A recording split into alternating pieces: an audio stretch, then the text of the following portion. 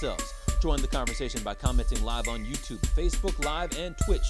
This is the Fifth Chapter with Dennis Fithian and Brian Chapman.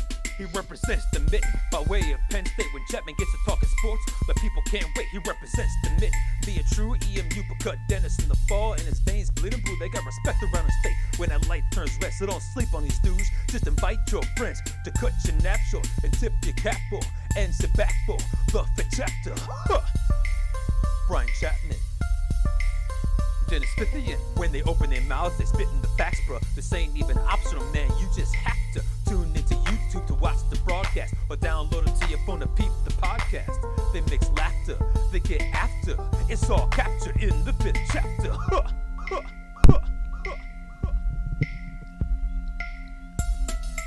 That's right. Welcome to the Fifth Chapter. I am Brian Chapman. He is Dennis Fithian, and we're ready for episode 55 of our show. Getting ready for 5 more fantastic chapters.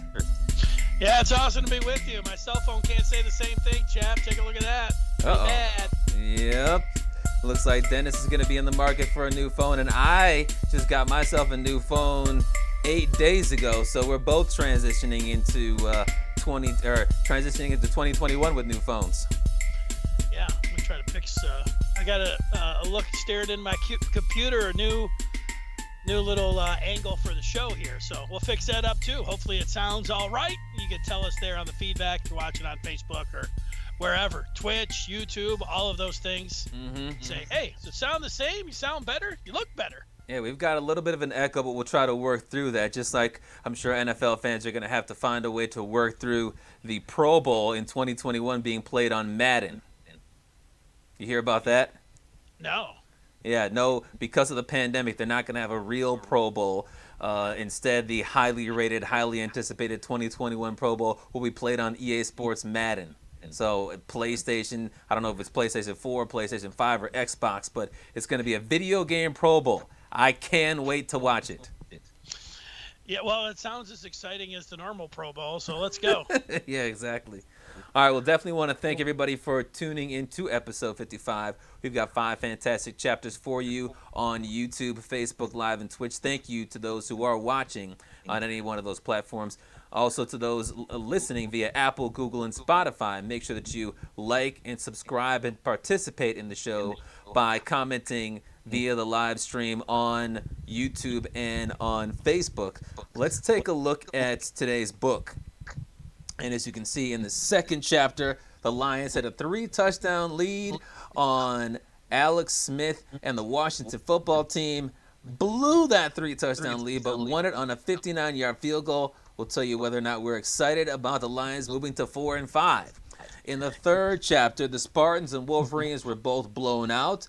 They both dropped to 1-3, and they both have quarterback controversies.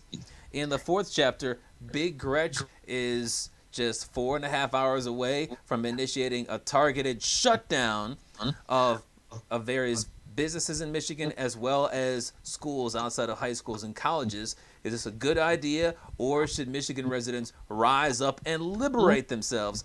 And of course, in the fifth chapter, we've got the major wager. But Dennis, let's start off with the first chapter, and that takes us to the NBA, where things are starting to heat up. Things are getting very exciting in a big week for the National Basketball Association. Not only do you have James Harden saying he wants out of Houston, he wants to go to Brooklyn, and perhaps not just because of basketball reasons. You got Chris Paul, who is now in Phoenix. You got the Bucks revamping their roster around Giannis. And the Pistons even made a trade yesterday, trading Bruce Brown to the Nets for 21-year-old, I think it's pronounced, Zanin Musa, and a 2021 second-round pick. Musa's a guy who played only 12 minutes a game and had about 5 points per game. But the big story this week is the draft.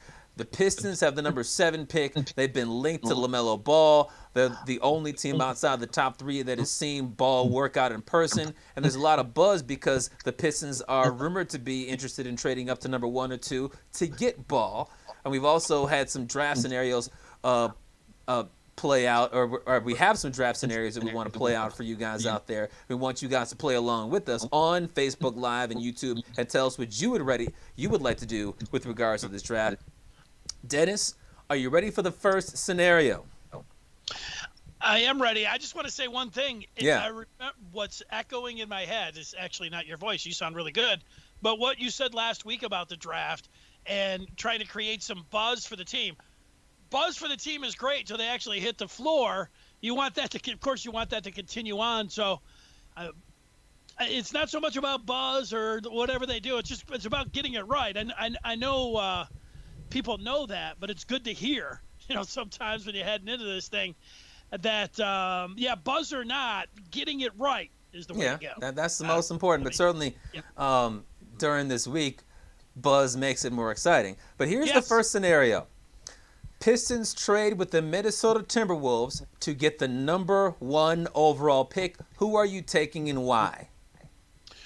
Well, I would take Edwards out of Georgia. I think he's the best player in the draft. I was awed watching him in the second half of the Maui Classic. And just when it comes to an NBA skill set and what you have with this guy, he can get his shot. It's just his game is NBA. He reminds me a lot of Dwayne Wade.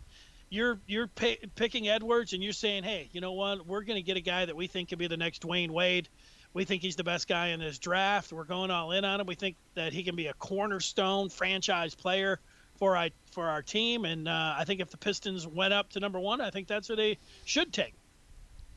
Yeah, I'm going to take LaMelo Ball. I think that Edwards is a good fit for the Pistons. He's a big need for them because they need guards, both point guards and shooting guards.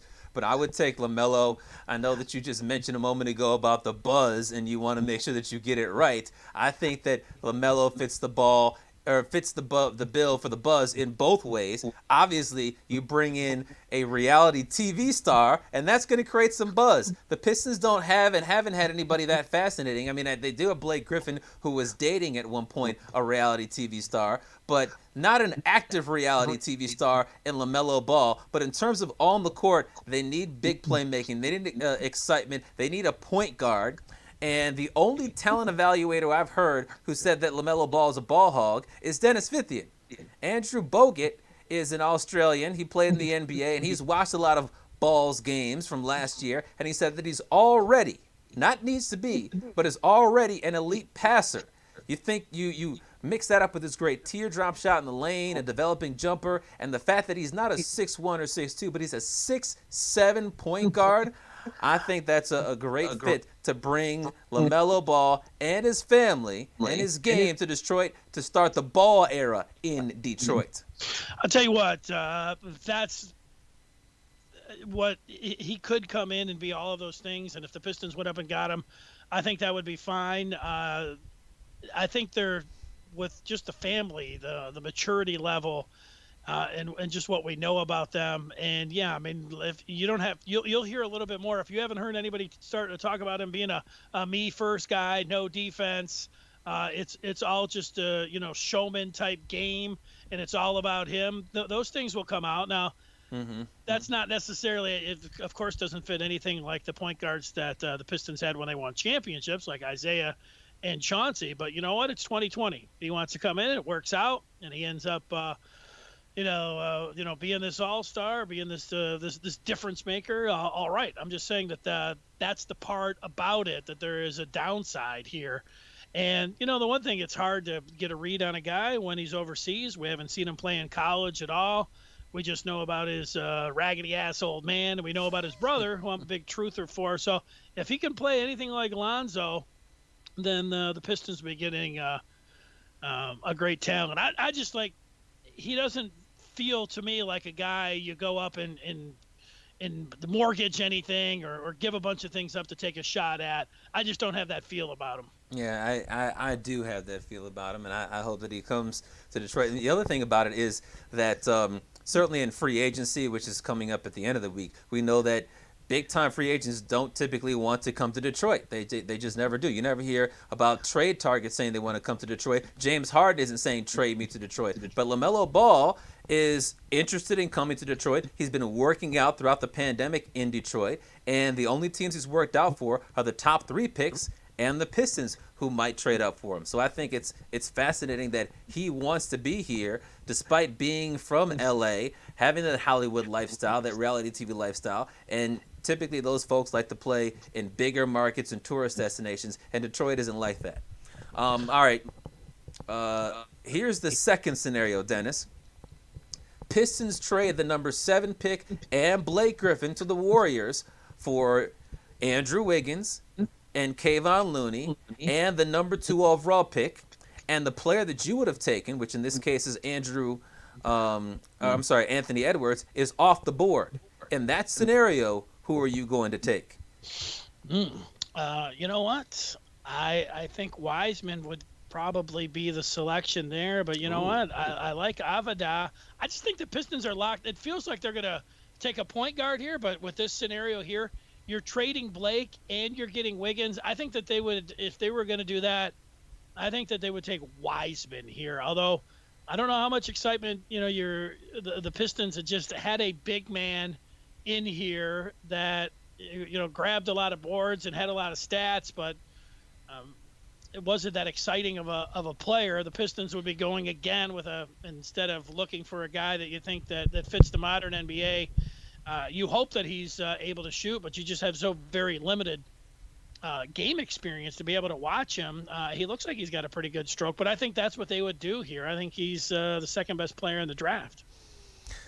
Yeah, I look at this scenario and I see that on my board, LaMelo Ball's not there, so it comes down to Edwards and Wiseman, as those two players along with Ball are viewed as the top 3 talents in the draft. And I look at the game going away from centers. I know that he's not a post-up Andre Drummond type defender or center who likes to just stand in the paint, get some dunks, and get rebounds. He does have the ability to stretch the floor, at least into a mid-range jumper, and he has the ability to handle the ball better than Drummond. But if this is going to be a guards league and the Pistons don't have any long-term guards on their team, they've got Derrick Rose who could be traded at any moment, but they've got him and that's it. They need to get the guard. And if Edwards is going to be the best scorer in this draft, the Pistons need that. If he's a good shooter, and he is a good shooter, if he's a guy that can take over a game, and the Pistons don't really have a guy like that outside of Blake Griffin when he's healthy,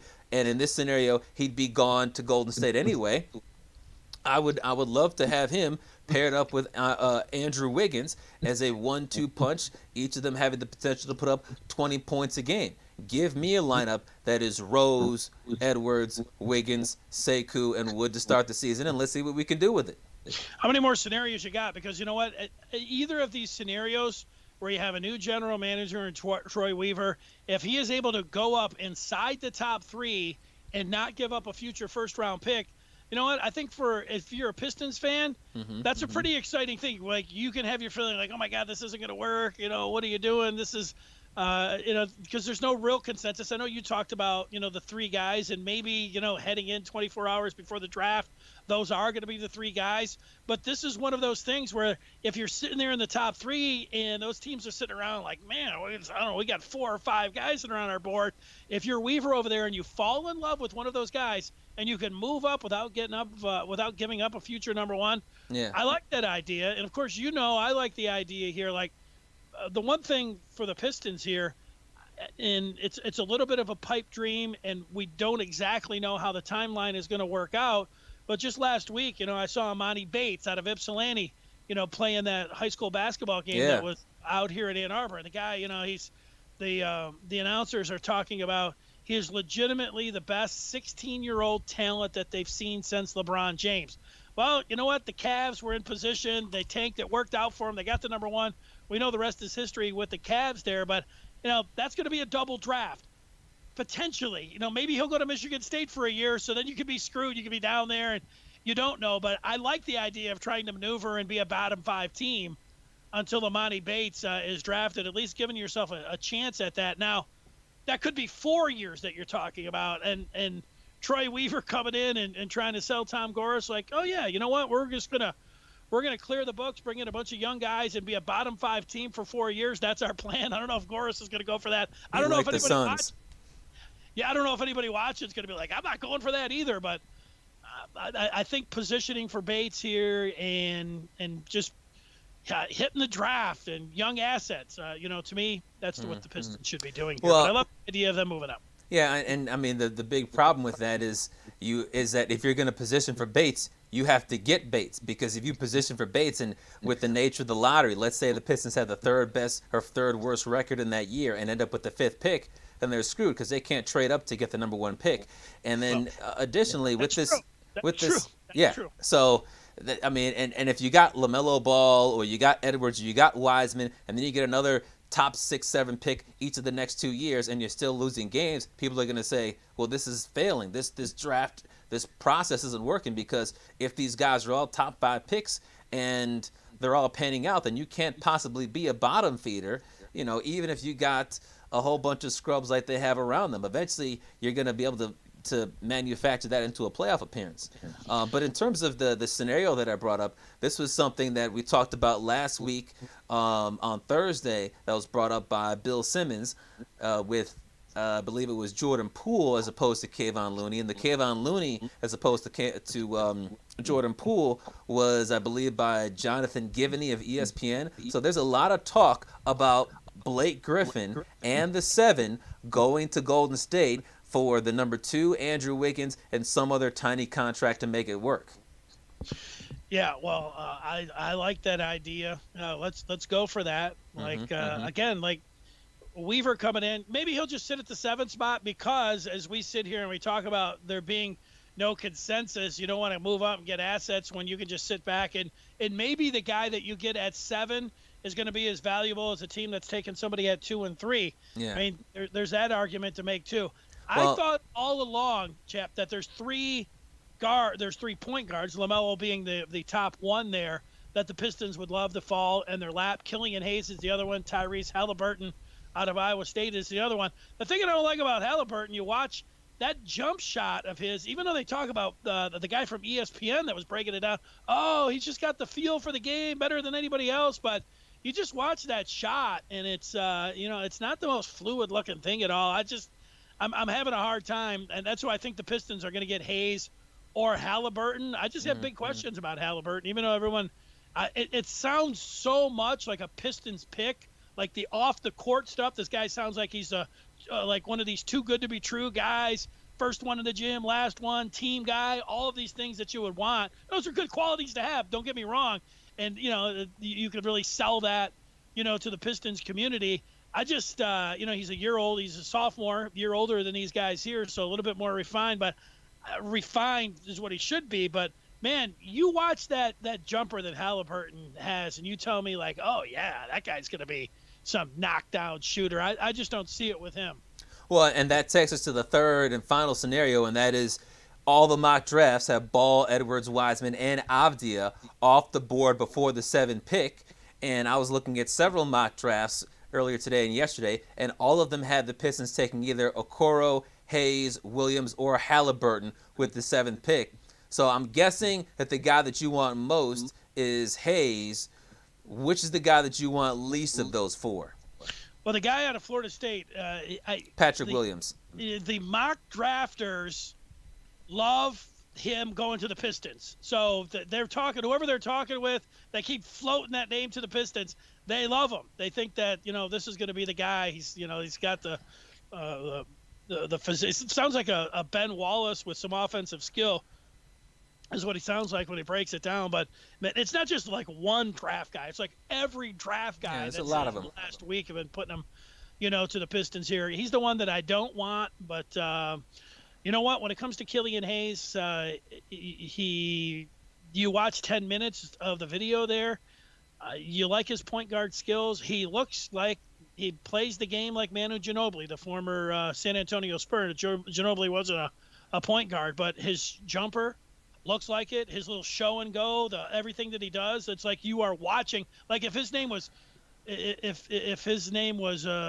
Killian Ginobili, you'd be like, oh yeah, he plays just like his dad. So there's nothing wrong with getting a guy that's going to be in the Hall of Fame like 2.0, Manu Ginobili. That's what he looks like. That's quite the prediction.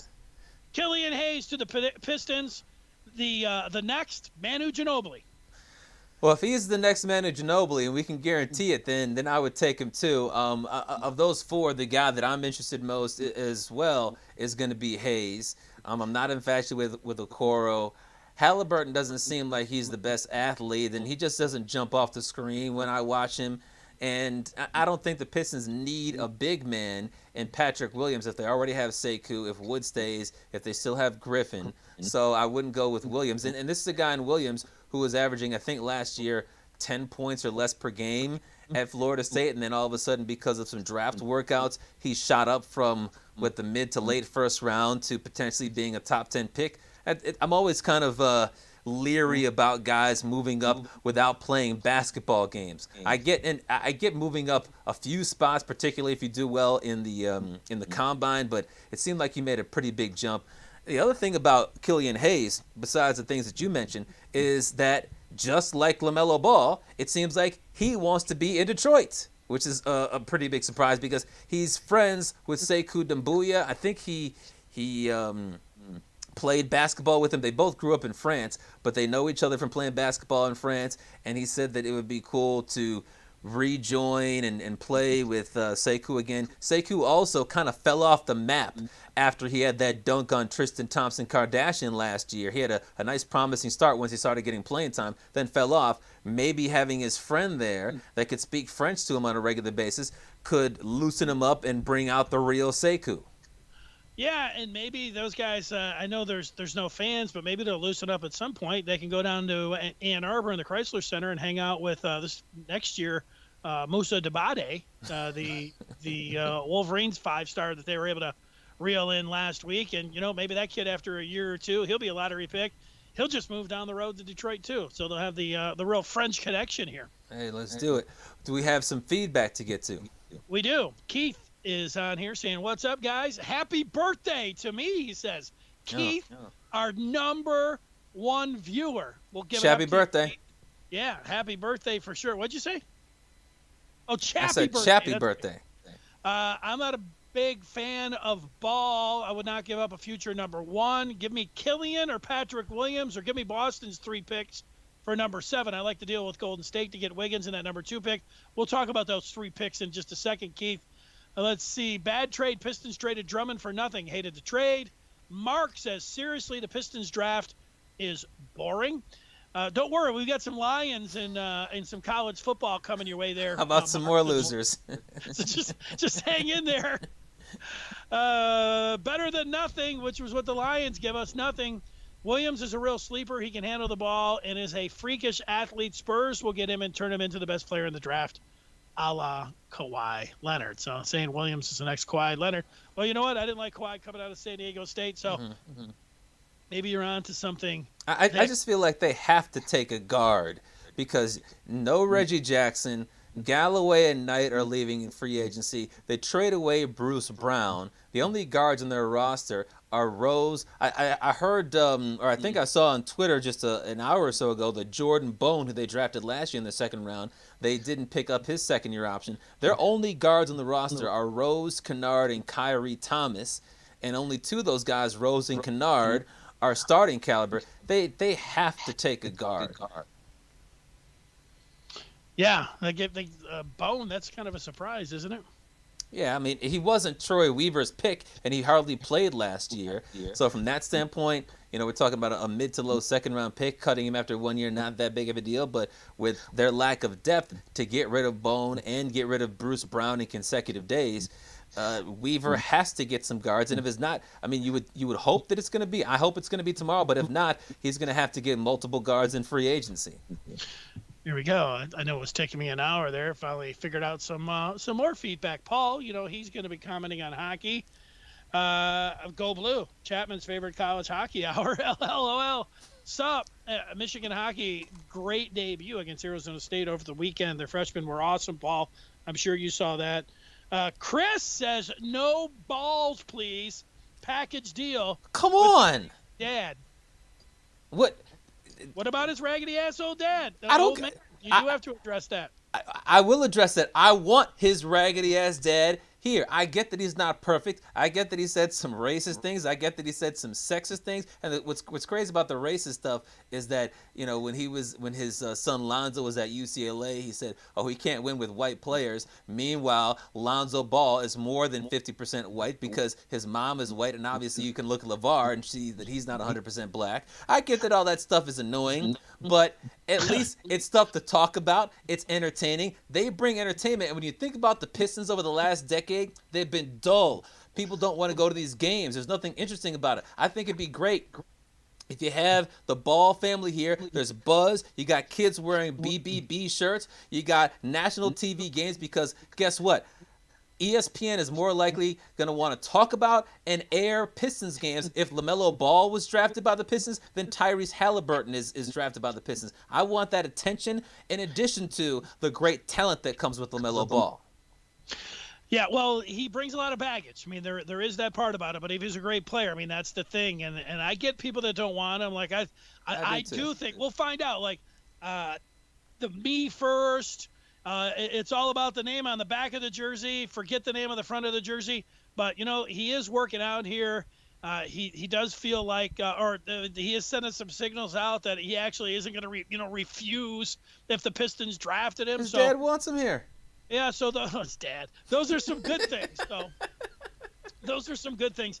You know, if you listen to Chap and if you look at these guys that are coming down to the wire here that are talking about who the top three guys are, it looks like Ball's in that group. Although I'm still going to stay with my prediction that he falls out of the top three.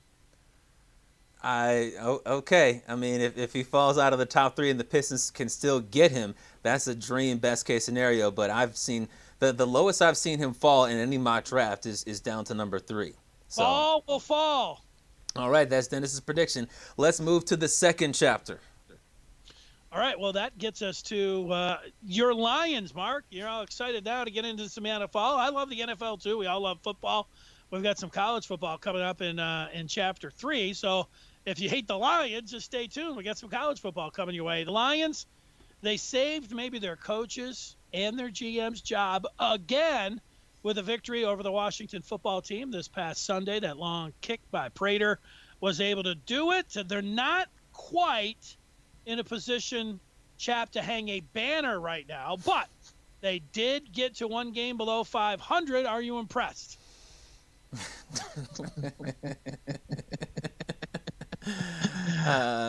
No, I'm not impressed. I mean, look, the kick was impressive. The 59-yard field goal by Matt Prater was impressive. But and I'll tell you what, it was a lot of fun to watch the end of that game because I had just finished my radio show and I was watching the game at the studio, and me and some of the producers were sitting there in the final 2 minutes when Washington was making their drives going SOL, SOL, and it was hilarious to see Washington incomplete. Oh, that's it. There's a penalty, a big SOL penalty to extend the drive, and the same thing. Nothing. Penalty to extend the drive again. I mean, it was awesome to see the Lions just have that 21-point lead whittle away in 18 minutes. And, you know, it was kind of sad to see them end up winning the game. But it was fun, and it was fun to see the Lions use that dagger time to once again stick the dagger into their own chest and somehow survive, you know, the attempted suicide. And they were saved by a Washington football team with a dumb penalty and one of the longest kicks in NFL history.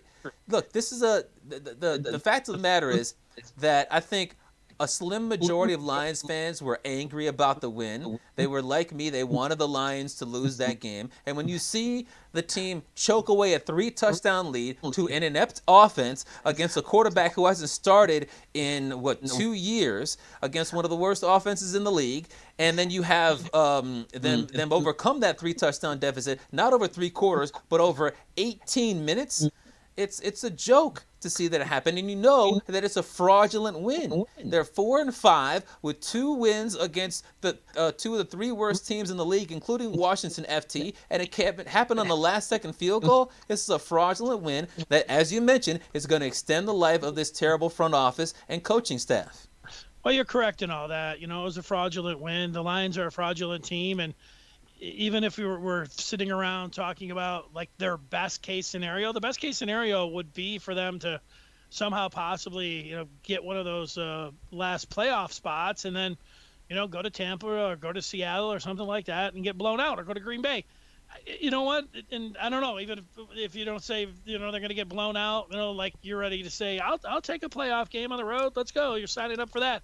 Well, that doesn't mean that they're necessarily going to bring the band back, the head coach and GM, but there's a strong possibility of that. I get Lion fans, like, for my entire life, Lion fans, there have been just as many that have rooted against the team because draft position or their coach that is actually rooting for the team. And you know what? We're talking about 40 years. I mean, what kind of fan base is that? I mean, it's like, so it sucks being a Lions fan. Like, you're always rooting again. There've been 3 times this year. I thought if they lost in Atlanta and were embarrassed, they would have fired everybody. I thought the same thing against Jacksonville, and I thought the same thing if they would have coughed up that gigantic, was it 24-3? 24-3. If they would have, and they almost did. I mean, they did. They coughed it up. They were going to lose that game. If Chase Young doesn't get called for that penalty, that was a bad penalty call on him. Yeah. If there's a chance that Washington wins, I thought that there was a chance there. Who knows? But it felt like that would have been a complete justification to go ahead and axe them. So, here we are. We're always in that sweet spot with the Lions, like where you want them to lose so they get rid of everybody or improve their draft position, or the other part is like, you just want to be entertained, because you know what? If they did. If Stafford wasn't playing or they did blow out the staff, the rest of the season would just be like, oh, who cares if you're watching?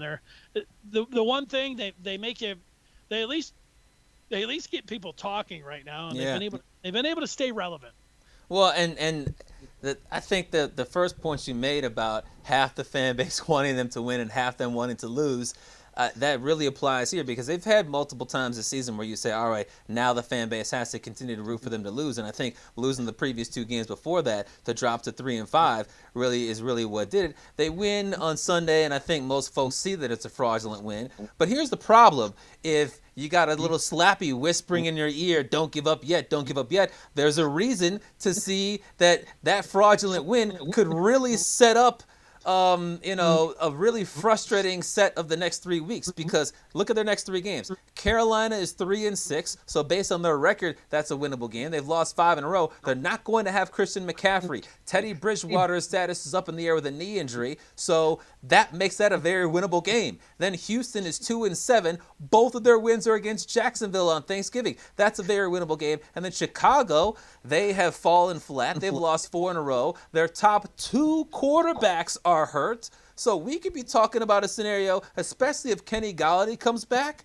I wouldn't be surprised to see the Lions play awful football the next 3 weeks and still win 2 or 3 of those next 3 games to get to 6-6 or 7-5. And you're going to have Lions fans going nuts saying this atrocious football team is winning fraudulent games against garbage, injury-prone football teams that are going to be picking in the top 10 in the draft. And here they are trying to keep Quinn, trying to keep Patricia, and they're going to finish something like 8-8, and then they're going to have that scenario come in where, because of coronavirus, 8 teams make the playoffs, and the Lions are going to get in, and Bob Quinn is going to say, mission accomplished.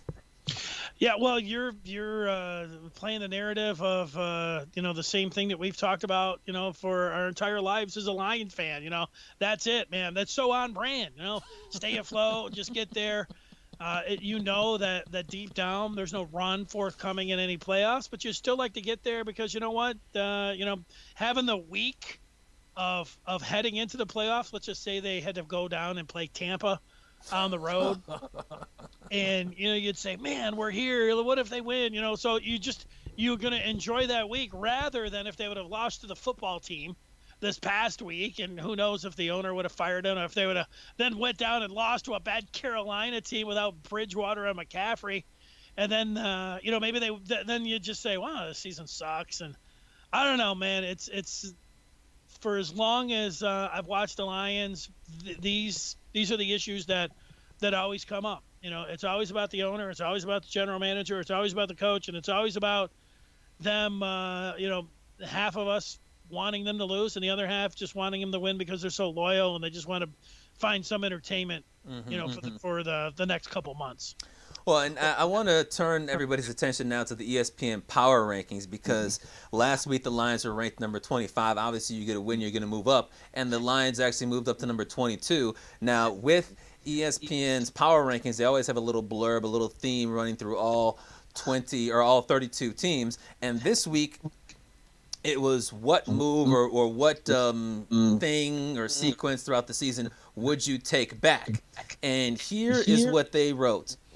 They said they would take back the fourth quarter strategy against Chicago. The Lions were up 17 points in the season opener against the Bears before suffering a collapse resulting in a 27-24 defeat after DeAndre Swift dropped a pass in the end zone on the Lions' final drive. The combination of Detroit's conservative offensive play in the fourth quarter, a decision to try a long field goal that backfired, and the team's insistence on heavy man coverage turned a win into a loss and immediately altered the tenor of their season. Now, obviously, that was a bad strategy. It was a big SOL drop and a welcome to the NFL, welcome to SOL moment for DeAndre Swift. But when you look back at this Lions season, whether it's something good or something bad, what would you take away? Well, that one, I think, is the one that everybody would pick, because it absolutely, that you would have another W in the win column. Like, if Swift hangs onto that ball, you can go to you could go to the next game with Green Bay and say, if Stafford doesn't throw that pick down at the goal line, things are going to be different there. I don't know. They ended up getting 3 touchdowns. You're right. They lost by 3 touchdowns against the Vikings. If, Stafford didn't throw that one pick, they got their doors blown off and they couldn't stop Cook anyway. So I think that from everywhere you look, I would have to say maybe they shouldn't have, had one of those picks against Kyler Murray, because maybe then, they would have lost that game and we could have been out of our misery right now. What about you?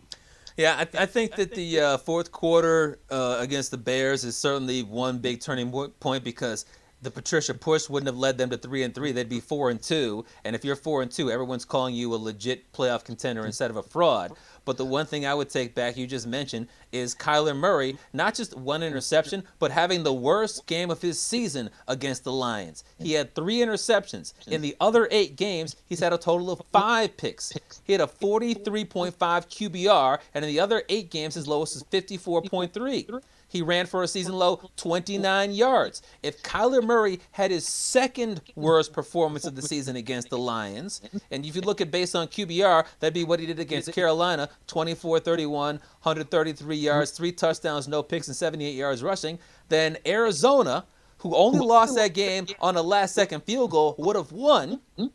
And the Lions would have started out 0-3 after that game, 0-4 the next week, and they would completely collapse. Even if everything else played out the same, right now they'd be 3-6 instead of 4-5. But odds are, if they start out 0-4, they're worse than 3-6 right now. Yeah, well, there it is. Would win one of the games. So yeah, that Bears game. You know what? We knew it. We all watched that one. We knew that probably in the end that was so perfectly Lions that it was going to haunt them for the entire season, and it continues to do that as we sit here even today. Yep. All right, the feedback on the Lions. People are, they're not that excited about the Washington football team, Lions being able to overcome and hang on and persevere and get the victory to move to one game below 500. So that gets us to the next chapter. Yep, that takes us to the third chapter, and we know that it's been a really bad year for Michigan. It's also been a really bad year for Michigan State, and it was kind of a similar weekend for those two teams on Saturday with the opponents that they played, each losing at home by big margins. But you had both teams that were underdogs, both teams that did not come close to covering their spread. Michigan State, a touchdown underdog, lost 24-0 to Indiana. Michigan was an underdog, I believe, by less than a touchdown and lost by 38. Both games were over at halftime. And the other big similarity is that both teams now have a quarterback controversy. Rocky Lombardi and Joe Milton, who I said last week sucks. They were both awful, and they were both benched on Saturday. Peyton Thorne came in from Michigan State. Cade McNamara came in from Michigan. Dennis, what do you think about these quarterback controversies in our state? Yeah, well, Lombardi, like the whole thing watching that game, they kept saying, no, Lombardi's are like whoever, forget who the sideline reporter was, but she said, we asked Mel Tucker, was there any chance that they would go to somebody else? And he was adamant, no, we're staying with Lombardi. Well, here's an interception. It's like, okay, at some point. Then he had a fumble and 2 interceptions. He was terrible. So, yeah, you get the hook that way. It's not like Thorne was great. But, yeah, you want to get a look at your backup there if you're State, putting up the goose egg. It just makes you feel worse if you're a Michigan fan when you saw Lombardi throw up. What did he have, 400 yards against Michigan? But the big thing about Joe Milton is that Michigan fans were really pinning their hopes on Milton. Harbaugh has not had a quarterback. This was going to be the guy. Josh Gaddis, finally finding his signal caller. And even though they lost the State for the majority of that, even though you could have put some of that on Milton and not getting it going late in the game, most of that seemed like it was on the defense. And in Indiana, same thing. Even though you want to score more than you want to get into the 30s, you knew that was going to be a question. But, you still felt like, maybe, he could had something going. But then he just falls flat on his face. Talking about Joe Milton. So now, I think the State fans, they knew they didn't have a quarterback. So 3 of their guys, they were just saying, hey, maybe they can find one out of the 3. But Michigan fan felt like, it was going to be Joe Milton. Now, if we could go back 5 months, we thought maybe it was going to be Dylan McCaffrey, and that was going to be the quarterback competition. But apparently, I say apparently because, they weren't even able to practice 11 on 11, but Milton just won the job, and McCaffrey bowed out seemingly early in that QB competition. But yeah, now you're left with watching a guy, Cade McNamara, in a game where before the season you thought, hey, now you can start to look at the depth, and this will be kind of like a bye week, and now. A lot of people thinking that Michigan could lose to Rutgers. That's how bad things have gotten for the Wolverines. Yeah, when I look at the Michigan quarterback situation, I think you're right that there were a lot of folks that say, hey, we finally gotten our quarterback. He's going to be better than Shea Patterson. He's going to be better than Jake Rudock and all these guys. This is his 3rd year in the program, and people are calling him Cam Newton. They say he's figured out how to get some touch on the football. But if you remember, before the season, I warned that he might not be any good because he couldn't beat out a quarterback who went undrafted.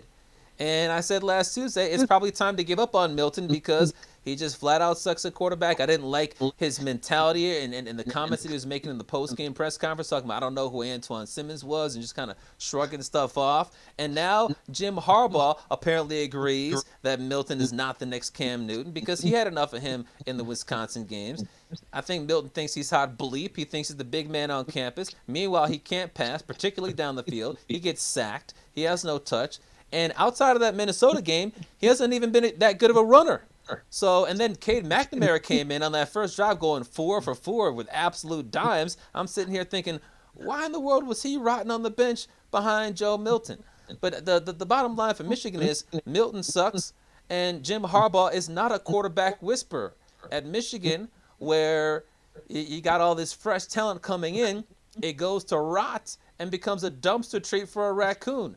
They had Rudock, who was a transfer, and he got picked in the 6th round. Other than that, you got O'Korn, who transferred and is a bust. Patterson is a bust. And I was watching FS1 this afternoon, Colin Coward show, and they were talking about some football league I'd never heard of before, and they were promoting it by saying, watch Zach Mettenberger, J.T. Barrett, and Shea Patterson.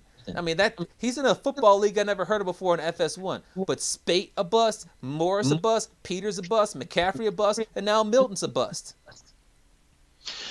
Yeah, well, that paints a pretty grim picture. But, the one part about it is that there's still a chance that the one thing is that, Milton winning the job, you never know until you get guys out there that want to tear your head off how somebody's going to perform. So, he was throwing the ball and looked great in practice and everything, but they weren't hitting him.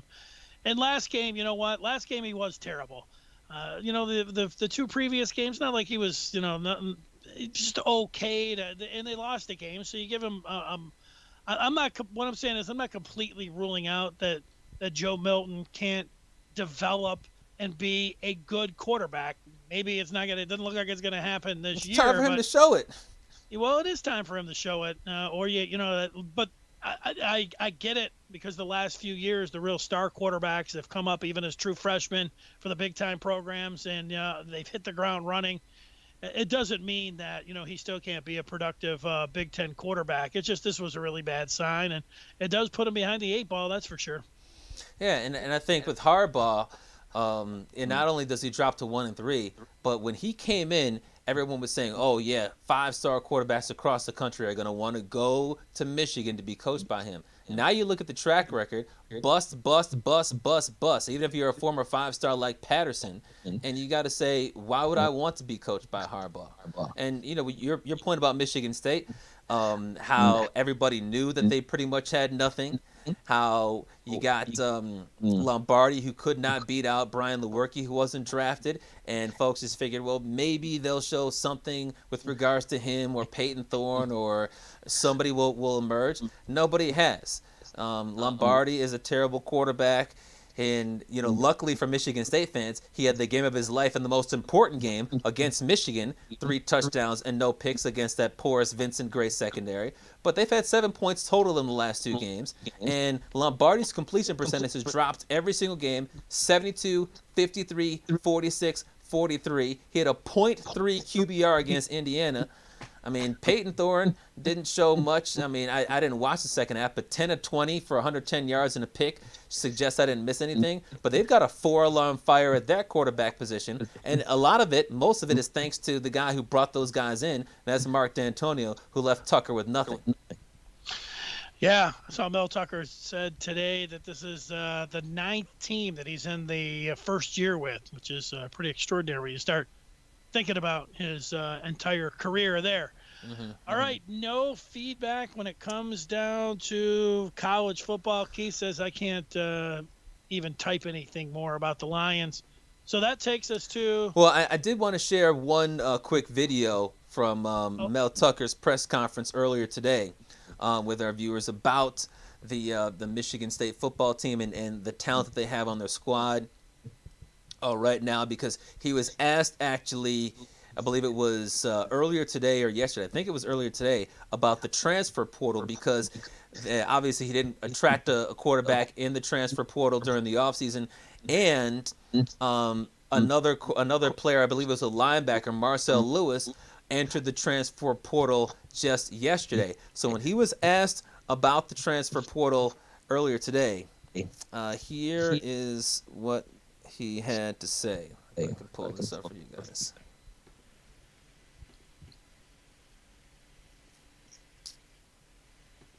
Nothing's set in stone. I mean, it's compete and show us what you can do and earn your spot. Earn your playing time. Earn your right to be able to even stay on the team.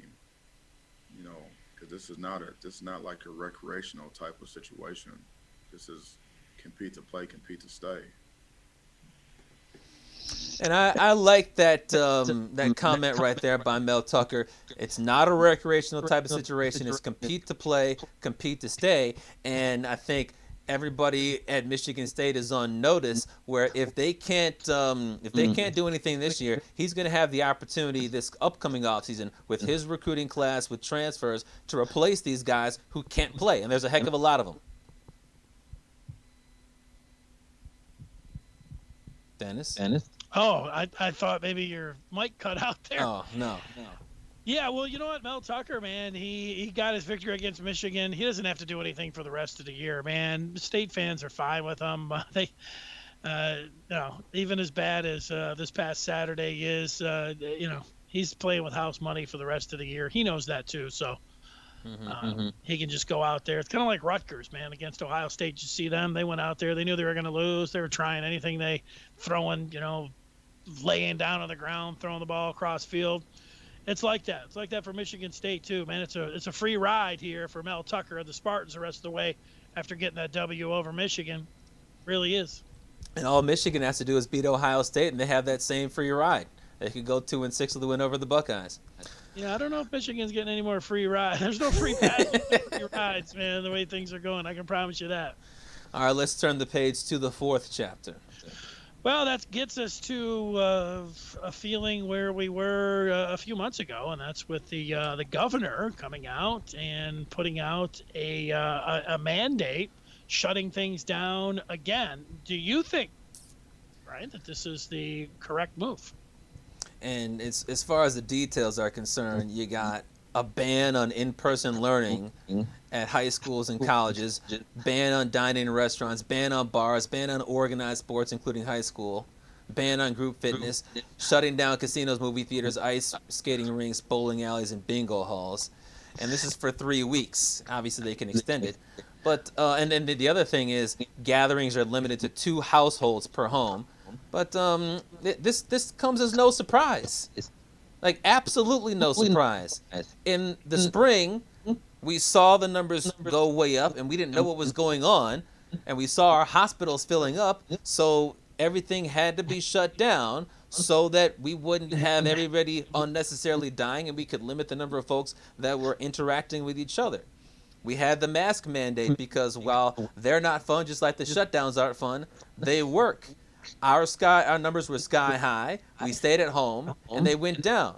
You can look at some other states, like Arizona. Their numbers exploded during the summer. They were up there with Texas and Florida. They didn't have shutdowns, but Arizona had a shutdown, and then their numbers went way down. We got people around that don't want to wear masks, that go to bars, have indoor gatherings, and the numbers are going up. They see the numbers going up, don't care, and continue to spread Rona.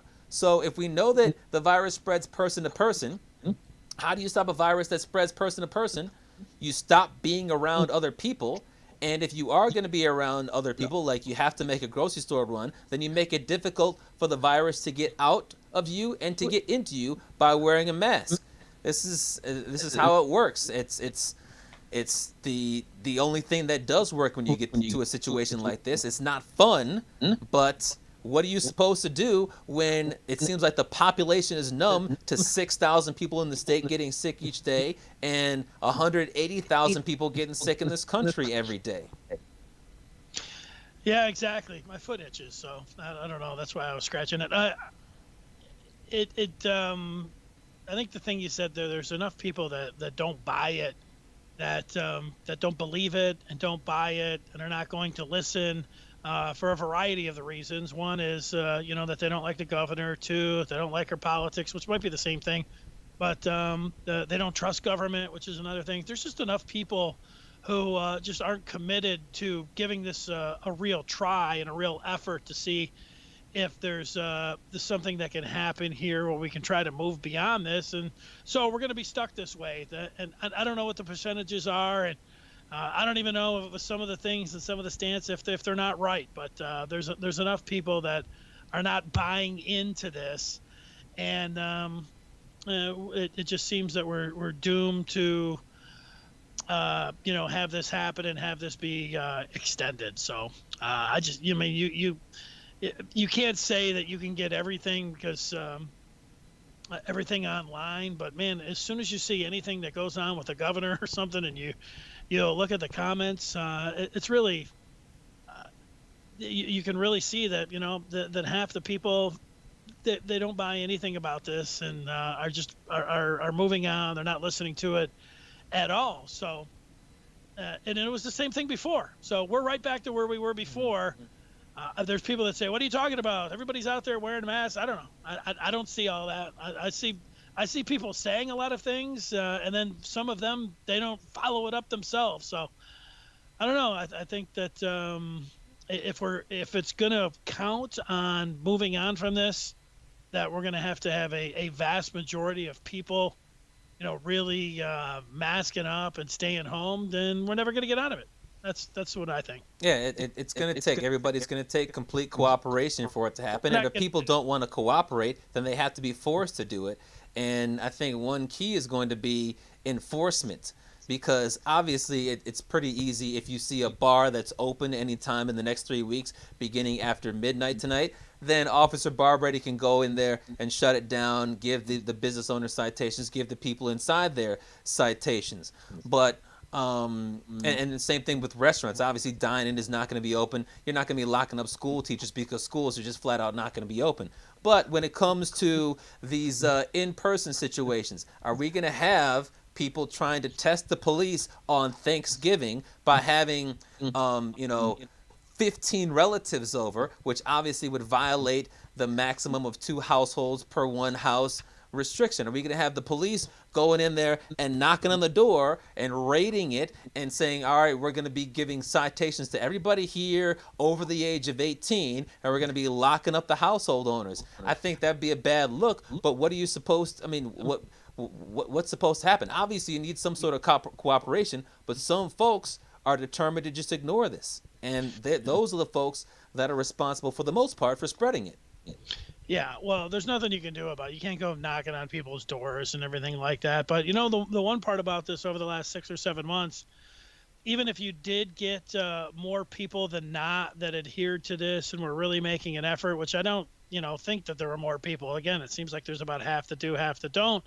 There's been these situations about once a month that have come up that have just lent to mass gatherings. You think about George Floyd and what happened with the protest there. You think about some of the political rallies and then them coming back. And, then we 2 weeks ago, you had a football game when everybody just, pours out onto the field. And, there's probably been a couple other things like that. I'm just talking about where you're getting thousands of people that are just, clumping together. And, whether it's, when the Democrats, where they finally won, they all got together honking their horns, and even though you saw some more mass there, but there's just been too many events. And I don't know what the next one will be, but, there'll be something else. Well, it's probably going to be Thanksgiving. I mean, one of the good things is that it's cold now, so folks are not as apt to go out and do things. And certainly when bars, restaurants, casinos, movie theaters are all closed, there's less of a reason to go out. But the experts say that if you have folks that are inside, then it's easier to spread the coronavirus inside as opposed to outside. So, I mean, it just all comes down to discipline. Don't go out and see other people, which, I mean, we're a social being, we're a social species, and it's more fun to interact with somebody in person than via Zoom. But if you want to interact with that person years from now, as opposed to just for the next few weeks, because you could be an asymptomatic carrier, you got to do it. It's just that people don't want to think about it that way. They want to say, let me just take it into my own hands. Well, I think people you get mixed signals here. Maybe you love college basketball. I know a week from tomorrow, Michigan's supposed to welcome in Bowling Green, who tonight half of their college football staff wasn't able to travel. I think they're playing Buffalo to play in this MAC game. And so their basketball team, I don't know if they hang out with the football team or not, but they're coming in to Chrysler Center to kick off the college basketball season. And so you got, 12, 15, 20 people in a group that are coming up from Bowling Green. They're going to be around the, 15 to 20 people that are going to be for Michigan there. And then people are like, you know what? I'm going to get together with my family. F you. If you guys are all doing it for sports, I'm healthy. And so are the people that are coming over here. So screw you. You can't tell me what to do. And there's things like that. Like, college basketball, this is the hottest things have been. And yet, same with college hockey. They're all playing, and they're going to keep this going. But, yeah, they get tested and everything. But, they're maybe what we do, we just had some positive signs about, a 95% antidote, that doesn't have to be frozen for that. So, maybe in 6 months we'll be able to get over this hurdle anyways. Yeah, certainly college athletes are not going to be right at the front of the line to get the vaccine. We got to have March Madness. Let's start injecting Kentucky basketball players. That's not likely to happen. Before we get to the major wager, Keith weighing in, saying a lot of folks keep acting like we are not in a pandemic. Lax in wearing masks, covering your nose too. People are still going to eat indoors and other social things, which I refuse to do. I don't know how, like you talked about enforcement and anything else. I'm somebody, I go out every day, but to the park by myself with my dog. I mean, that's it. The day before Halloween, I was able to volunteer with a drive-through. It's not drive-by. Drive-through, handing out candy through a tray, helping out. So that's it. That's been my extent of getting out and mingling with other people. Yeah, I have seen like two friends since the pandemic started for the most part. That's like it. I mean, no big groups of friends, period. Whenever I see my parents and my sister, and I know that most people don't do this because they feel more comfortable around their family, but whenever I see my parents and my sister, I put on my mask, and so do they. We're inside. We're in their living room. We're socially distanced, and we're putting on our masks. I can guarantee you that the vast majority of people that go to see their families are not doing that when they should, if they're going to see them at all. Yeah, good point. I go to see my mom. I wear my mask, and we sit outside. I don't even go in her house. Yeah. I did go see my friend. I was thinking, man, I have not seen any of my friends in 7 months. 7 months. A friend of mine runs a hot dog stand, and he was here in Dexter last week, so I went out there, put my mask on, and bought a couple conies. Oh, and think about this. This is our 55th episode, and I haven't seen you since the 5th chapter started in person. I don't think I've seen you in person since, I don't know if I've seen you this year in person. No. It's been a while. I haven't seen anybody. Yeah. I've just been staring into this camera for 7 months. Yeah. All right, let's get to, you know what, this is the first time I reluctantly want to go to the 5th chapter. And that takes us to the major wager. Explain why you are reluctantly going to the 5th chapter. Well, all 55 or I guess 50 some odd shows, I've been, smart wagering, a little bit here, a little bit there, futures, bankroll, just moving up. And then I got greedy over the last 4 or 5 shows, started throwing 200 down on some games. And then this last time, I zeroed in on the Boston College Eagles against Notre Dame plus 13.5, took them for 200, and then threw another 75 on the money line for the Eagles straight up. So I've lost everything, and I'm back to zero. So here we go. I'm starting anew, and I don't really like any of the. Maybe this is what it happens when you gamble. You get down to zero. Like usually, I love games. Like, oh, I like this one. I like that one. Yeah. Right now, I was looking at the menu. I don't really love any of the games, but I am going to pick the Chiefs, coming off a bye. They are taking on the Raiders, and they're giving up 7 points. I like the Chiefs to cover that. I know people like the Raiders. I don't. I like the Chiefs in this one. It's a big number, but I'll take Kansas City, and I'm going to start out with 50. All right, well, last week I split on my bets. I picked Indiana to cover 7.5, which they did easily. And then, as you remember, on Thursday, I picked Michigan to win straight up. Bad bet. Yeah. See, my logic... Dude, that was a loser quick. Yeah, I did. And the thing is, my logic was correct, but my impact was way out because I picked Michigan to win because I knew Wisconsin would be very shorthanded due to the outbreak.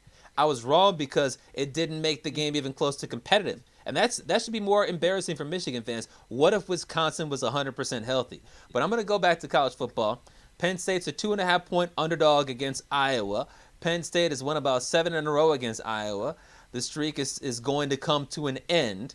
Penn State doesn't have a quarterback. They've got a quarterback controversy. We were talking about Michigan and Michigan State with quarterback controversies. Penn State has a quarterback controversy because they benched your boy Sean Clifford over the weekend. They got a bad OC. They got the best tight end in the country and don't use him. They are terrible in the red zone. Their best cornerback was suited up and for some reason didn't play against Nebraska.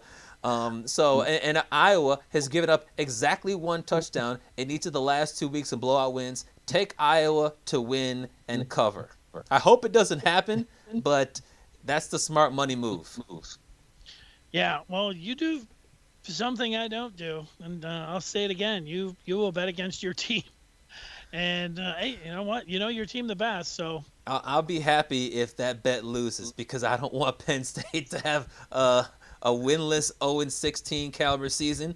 And as a matter of fact, if they lose this game, they guarantee a losing season. Even if they go through all 9 games, I don't want them to go 4-5 or 0-9 or whatever. I'll be happy heading into the Thanksgiving Day weekend. We'll be sitting around talking about a 1-win Michigan team, and who knows, 1 win or no win Penn State team. We'll be fired up for that weekend. Yeah, I bet. But will we have a 5th chapter on Thanksgiving? Something to think about. Exactly. We can move it, right? Wednesday, Friday. On Thanksgiving Day. Yeah, we'll have to decide on it. We've still got time. We've got 9 days to decide, right? Yeah, we do. We do have time to decide. When we come back on Thursday, the pick will be in. for the Pistons. We'll evaluate all the movers and shakers in the NBA draft. I say the Pistons pick Killian Hayes. Who's your pick? Who will they end up with? They're going to move up to draft LaMelo Ball at the number 2 pick. It's happening. Your raggedy ass predictions. And all right. Bring him home. I hope it happens. That'll do it for the 5th chapter. For Brian Chapman, I'm Dennis Fithian. Thanks for watching, and we'll talk with you on Thursday. He represents the Mitten by way of Penn State. When Chapman gets to talking sports, the people can't wait. He represents the Mitten, be a true EMU, but cut Dennis in the fall, and his veins bleeding blue. They got respect around the state. When that light turns red, so don't sleep on these dudes. Just invite your friends to cut your nap short and tip your cap for and sit back for the 5th chapter. Brian Chapman, Dennis Fithian. When they open their mouths, they spitting the facts, bro. This ain't even optional, man. You just have to tune into YouTube to watch the broadcast, or download it to your phone to peep the podcast. They mix laughter, they get after. It's all captured in the 5th chapter.